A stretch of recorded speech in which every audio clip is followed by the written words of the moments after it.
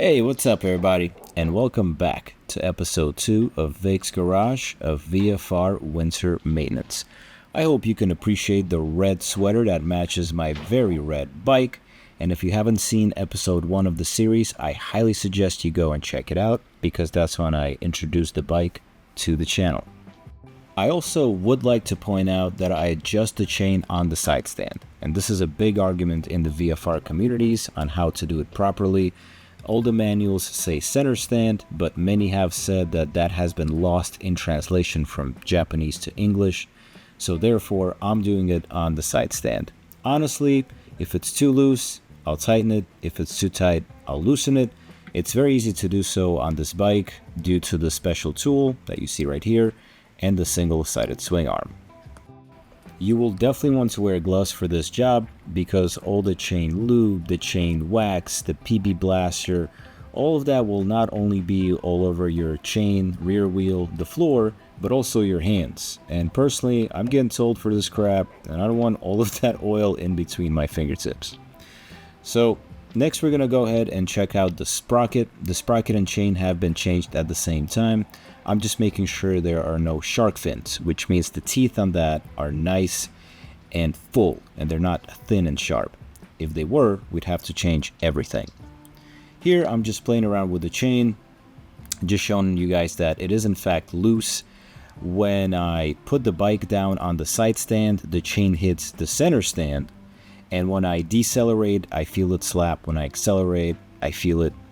So it definitely needs to be adjusted. It's my fault that I actually haven't adjusted it in so many miles. It should be done every 250 to 500.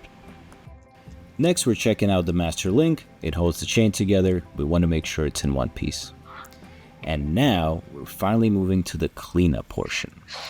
I absolutely blast the chain with the cleaner, and I make sure to move it counterclockwise. I feel that way the sprocket is eating up some of this stuff as well, so it's just overall better for cleaning.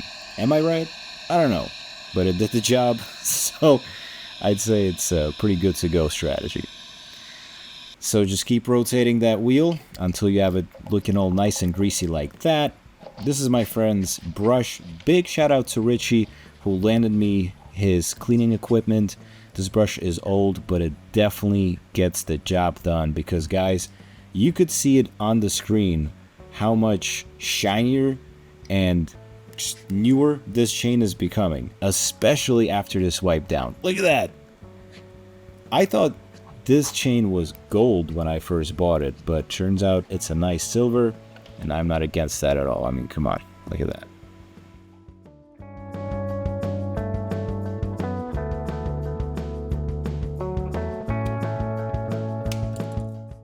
Alright, and now we're on to the wax, and you guessed it, I absolutely blast my chain with this as well.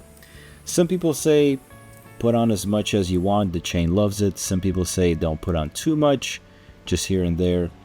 The way I do it is I put on enough, then I take a rag and take the top layer off so that it's not dripping, it's not too wet, and it dries up in about 15 to 20 minutes.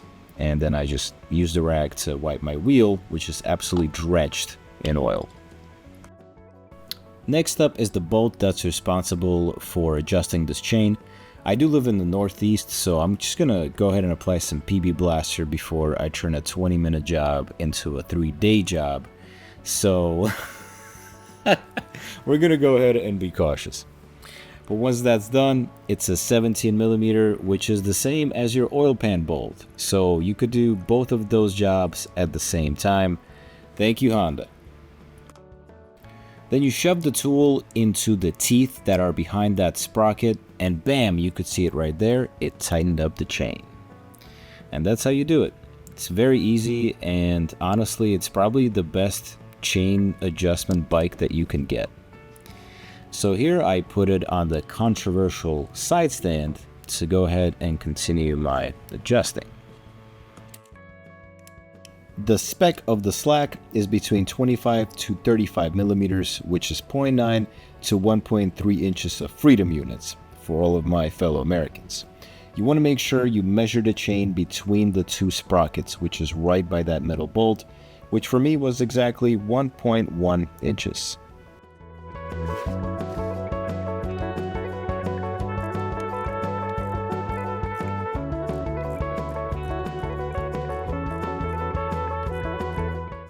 Of course, don't forget to take out your torque wrench because that bolt needs to be torqued down to 54 pounds-feet of torque. The only one I have is this huge one. I did want to get one of those electronic ones from Amazon. They look really cool and precise, but they're about 4 times the price of this one. So we're just going to make it work. But that's pretty much it, guys. That's how you clean, lube, and adjust the chain. Thank you very much for watching.